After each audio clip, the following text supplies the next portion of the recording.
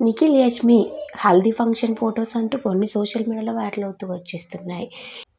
ఇక నిఖిల్, కావ్య బ్రేకప్ తర్వాత నిఖిల్, యష్మి ఒకటైపోతే బాగుంటుందని కొంతమంది అభిమానులు కోరుకున్నారు.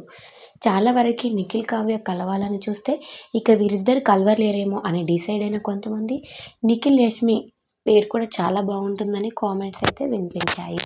బిగ్ బాస్ హౌస్లో ఉన్నప్పుడు కూడా వీరిద్దరికి ఒక క్రష్ ఉన్నట్టు కనిపించేది. ఫ్రెండ్స్లా బిహేవ్ చేసేవారు, కానీ ఇక బయటకు వచ్చాక కూడా మంచి ఫ్రెండ్స్లా ఉంటున్నారు. కానీ యష్మికి ఎప్పటి నుంచో నిఖిల్ పైన ఒక క్రష్ అయితే ఉంటూ వచ్చేసింది. అంతేకాకుండా సీజన్ 8లో సోనీ ఆకులో వచ్చి ఇక వీరిద్దరి గురించి మాట్లాడినప్పుడు జరిగిన రచ్చ అంతా ఇంత కాదు. అప్పుడు యష్మికి కూడా నిఖిల్ పైన ఒక క్రష్ ఉందని అర్థమైంది.